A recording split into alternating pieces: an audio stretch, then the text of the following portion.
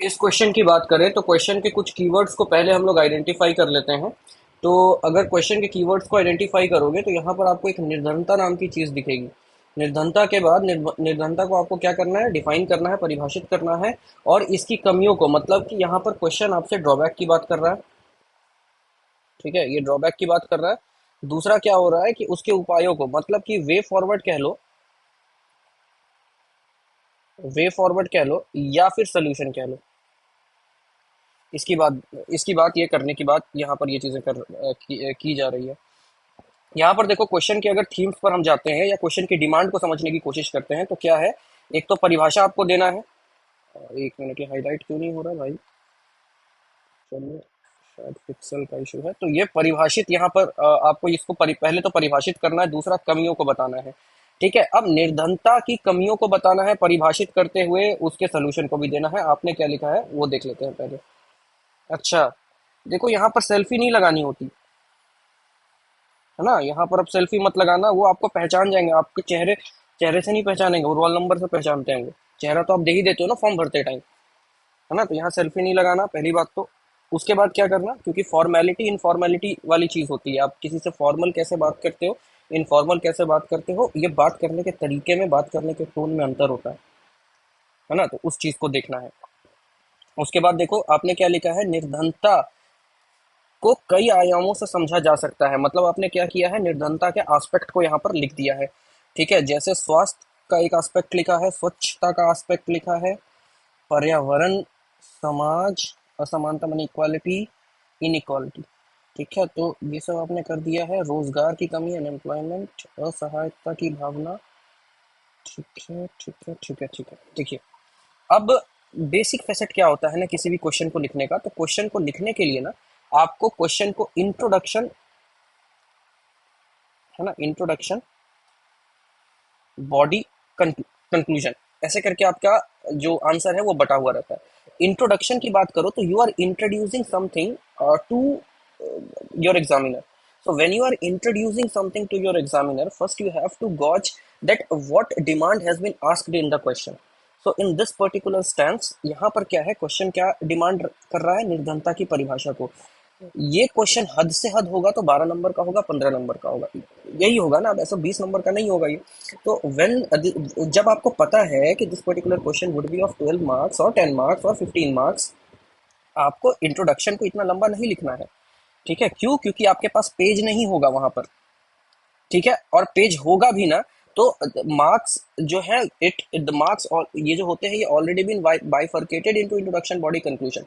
कि 2 नंबर का इंट्रोडक्शन होगा, 4 नंबर की बॉडी होगी, 2 नंबर का कंक्लूजन होगा, या ठीक है 3-3 नंबर का होगा, ये 5 नंबर का हो जाएगा। तो आपको एक लेवल से ज्यादा इसमें मार्क्स मिलेंगे ही नहीं। आप टॉपर्स के मार्क्स देखोगे तो 50% के आसपास होते हैं। आपको ये सब चीजें सोचनी होगी आंसर राइटिंग लिखते टाइम। उसके बाद देखो आपने क्या किया है, इतना 1 2 3 4 5 6 7 8 9 10 11, 1 2 3 4 5, 1 2 3 4 5 6, आपने 50 55 60 वर्ड का तो इंट्रोडक्शन लिख दिया है। इंट्रोडक्शन मेरे हिसाब से, जहां तक मेरी नॉलेज है, तो 20 से 30 के आसपास का लिखना लिखो, है ना। It should be of 20 to 30 words, because आप 60 लिख लो, आप 120 लिख लो।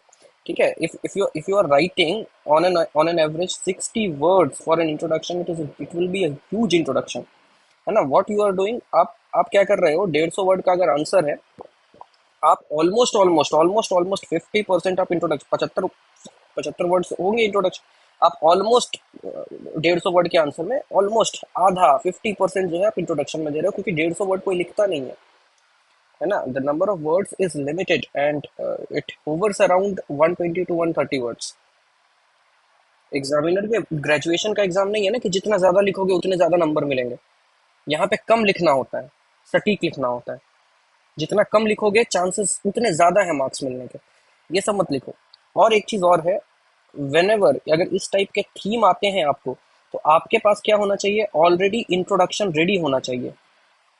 क्यों होना चाहिए, because this keyword has been mentioned in the syllabus of UPSC CSE mains. तो वहां से आपको चीजों को निकालना है ना। You have to extract some keywords from that syllabus, और उसके बाद उस पर पहले से ही इंट्रोडक्शन फिक्स होना चाहिए। ठीक है, और उसका जो डायरेक्शन होगा वो प्रीवियस ईयर क्वेश्चन को देख करके होगा।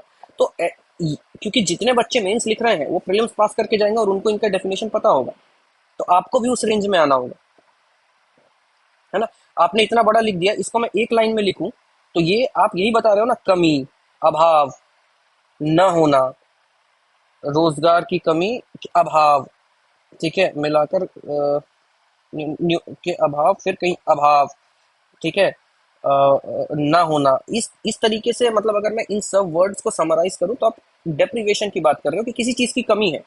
अभाव का मतलब भी कमी, इसका मतलब भी कमी, उसके बाद आपने दो तीन शब्द और लिख रखे हैं, उसका मतलब भी कमी होता है।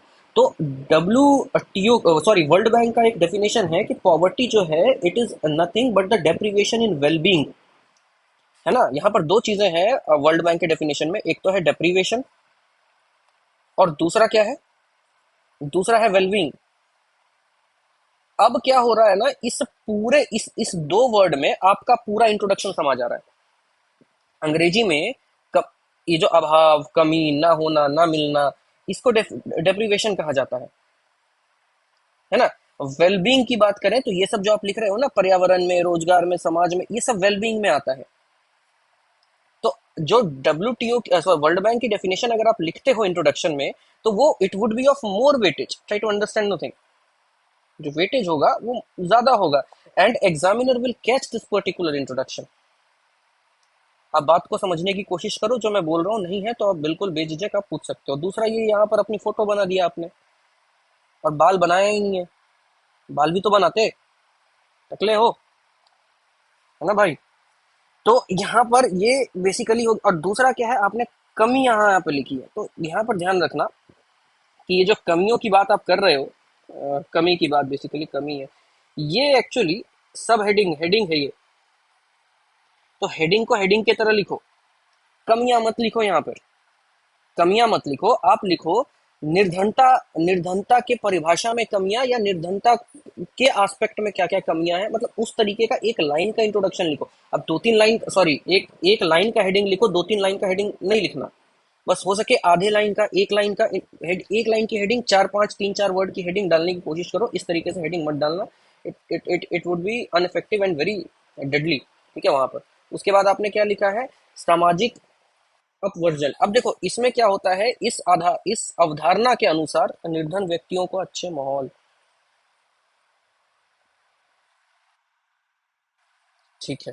यहां से यहां तक आप खुद पढ़ो क्या आप बोल रहे हो, कि सामाजिक उपवर्जन के अकॉर्डिंग क्या हो रहा है, कि वातावरण में, मतलब कि अनुकूल वातावरण और माहौल में गरीब व्यक्तियों को रहने का अधिकार नहीं है। अगर मैं यहां से यहां तक पढ़ूं, तो आपके अनुसार तो आर्टिकल 21 गलत है फिर, आपके अनुसार तो फिर आर्टिकल 21 गलत है, क्योंकि आर्टिकल 21 तो बताता है ना राइट टू लाइफ, है ना। धनी व्यक्ति की तुलना से सामान्य अर्थों में सामाजिक जनता का परिणाम भी है और कारण भी है। देखो, आप लिखना कुछ और चाह रहे हो, लेकिन आपने सेंटेंस फॉर्मेशन करेक्ट नहीं किया है ना। आप और दूसरी बात, ये क्वेश्चन ही नहीं पूछा है। देखते हैं आपने क्या लिखा है, असुरक्षा निर्धन व्यक्तियों को समाज में हर कदम पर असुरक्षा के साथ जीना पड़ता है, चाहे आतंकी हमला हो या फिर प्राकृतिक आपदा या फिर सरकारी जाब। ऐसे नहीं लिखो, है ना, ऐसे नहीं लिखो, जॉब नहीं जॉब होगा। और नौकरियां लिखने में क्या दिक्कत है, पता नहीं, अब लिख रहे हो तो ठीक है, जॉब शायद सही होगा। अब यहाँ पर असुरक्षा निर्धन ठीक है, असुरक्षा की बात आप कर रहे हो, आप इनसिक्योरिटी की बात कर रहे हो, डायमेंशन ऐसे नहीं खोला जाता है। अब असुरक्षा भी दो तरीके की होती है ना, इनसिक्योरिटी भी दो तरीके की होती है, फिजिकली, साइकोलॉजिकली। तो सोशली, एक सोशल होगा, साइकोलॉजिकल होगा, और फिजिकल तो ठीक है, वो सिक्योरिटी इनसिक्योरिटी, वो इनसिक्योरिटी वाला पार्ट नहीं, वो सिक्योरिटी वाले पार्ट में उसको लिखा जाता है। तो यहाँ पर निर्धन व्यक्तियों को समाज में हर कदम पर असुरक्षा, हर कदम पर असुरक्षा, मतलब आप के अंदर दया और करुणा भरी हुई है भाई, है ना, है ना सर, आपके अंदर बहुत ज्यादा, मतलब ऐसा है। आपको क्या लगता है, भूकंप अमीरों को मारता है, मतलब गरीबों को मारता है, अमीरों को छोड़ देता है?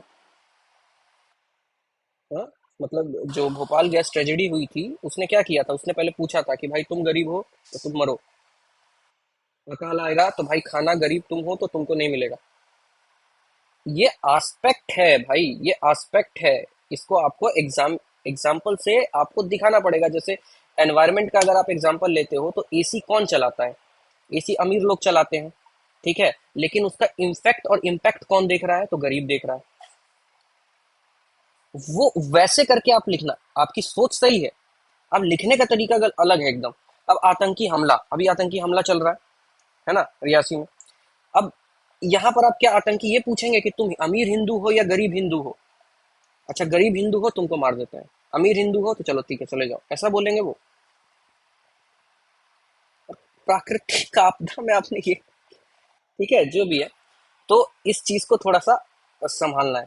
उसके बाद यहाँ पर क्या है, कुछ विशेष समुदाय के मनुष्य, विधवा, अब तो, अच्छा विधवा और मतलब जनरली महिलाएं, महिलाओं की बात कर रहे हो आप, विकलांग व्यक्ति, एससी एसटी को निर्धन होने के कारण समाज में दबकर रहना पड़ता है।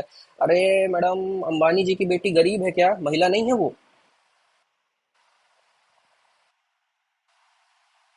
है ना? अब फॉर्ब्स में आप देखते हो, रैंकिंग देखिए कितने महिलाओं ने टॉप किया है इसमें, है ना? एससी एसटी कम्युनिटी में सारे लोग गरीब हैं, कितने सारे आईएएस आईपीएस बन रहे हैं, वो गरीब है, महिलाएं गरीब हैं, को निर्धन होने के कारण समाज में दबकर रहना पड़ता है। आम व्यक्ति, तो ये आम व्यक्ति कौन है? आम व्यक्ति आप बोल रहे हो जो अमीर है, फिर मतलब ये आप समझ रहे हो, पूरा कॉन्सेप्ट ही हिला हुआ है यहाँ से। इस चीज को देखने की कोशिश करो। फिर यहाँ पर उपाय, उपाय में क्या किया? उपाय में किसी और का फोटो लगता है, आपने बना दिया। चलो मुझे लगा अपना ही है। तो महात्मा गांधी राष्ट्र, हाँ, ये एग्जैक्टली सही है, इसका वे फॉरवर्ड है।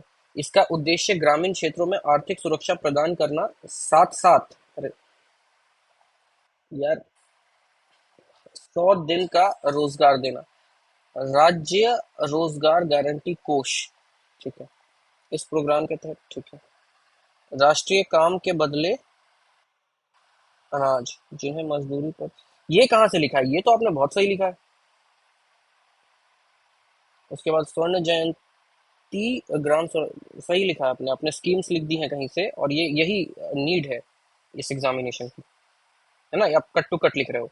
यहाँ पर आप डिमांड मीट नहीं कर पा रहे हो पहले पार्ट में, क्यों नहीं मीट कर पा रहे हो? रीजन इसका ये है कि क्वेश्चन पूछा है आपसे कमियों के बारे में, तो कमियों के बारे में तो आपको ये नहीं बताना है कि कौन कौन सी कमी जो है वो गरीब जो है वो फेस कर रहा है, नहीं, आपको पॉवर्टी एज ए कॉन्सेप्ट के ड्रॉबैक बताने हैं, पॉवर्टी की ड्रॉबैक बताना है।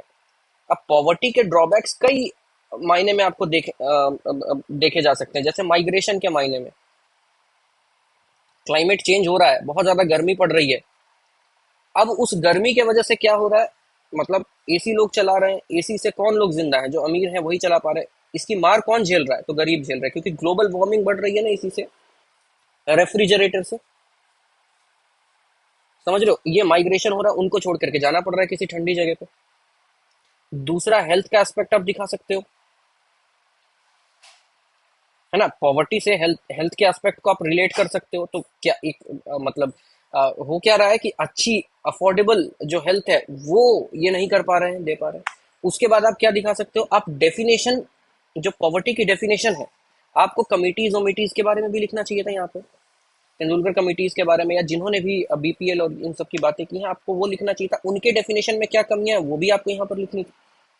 ठीक है, इसको कैलकुलेट कैसे करते हैं, इसके कैलकुलेशन में क्या क्या गड़बड़ियां आ रही हैं, क्या क्या कमियां आ रही हैं, कैसे कैसे आ सकते हैं। अभी एक इंटरव्यू वायरल हुआ था मनोज तिवारी का, देखो उसमें क्या बोलते हैं, 80 करोड़ लोगों को हमने, कुछ ऐसा था ना कि अनाज दे दिया था, 20-30 करोड़ को हमने गरीबी के बाहर निकाला, तो भाई 125 करोड़ की पॉपुलेशन में तुम बोल रहे हो कि 1.5 करोड़, 150 करोड़ जो है हमने ही गरीबी से बाहर निकाल दिया, तो ऐसा कुछ, ये सब सारी चीजें आपको बतानी थी इसमें। ये क्वेश्चन नहीं था कि मतलब किस तरीके से प्रताड़ना की जा रही है महिलाओं की, बच्चों की, विधवाओं की, बूढ़ों की, एससीओं की, एसटी की, ये सब नहीं बताना। आपको इस कोर कॉन्सेप्ट में यहाँ पर हिट करना था विथ कम्युनिटी एंड एग्जाम्पल। ना कोई एग्जाम्पल है आपके आंसर में, स्टैंडर्ड एग्जाम्पल, ठीक है, अब ये नहीं कि, ठीक है, तो स्टैंडर्ड एग्जाम्पल नहीं है, और उसके बाद ये सारी चीजें भी नहीं है। और एक सबसे बड़ी बात, कंक्लूजन मिसिंग है यहाँ पर,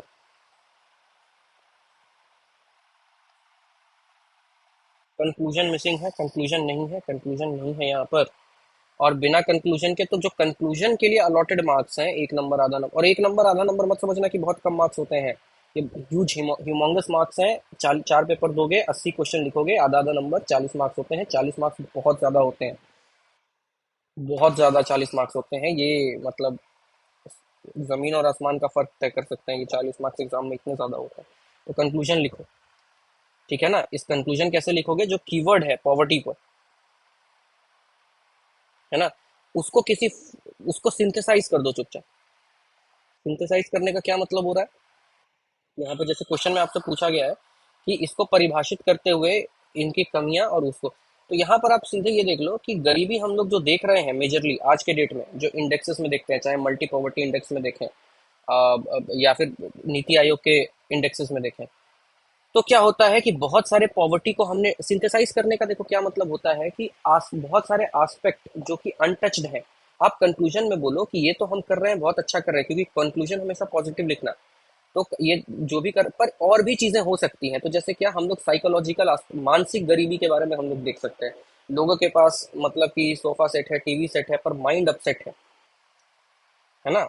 गाड़ी सेट है बट माइंड अपसेट है। तो ये सारी चीजें आपको यहाँ से देखनी होगी और इस तरीके से चीजों को सिंथेसाइज करना। आपको कोई भी डाउट है तो प्लीज आप पूछ सकते हो, कमेंट बॉक्स में आप लिख सकते हो, आप चैनल पर भी आकर के कम्युनिकेट कर सकते हो।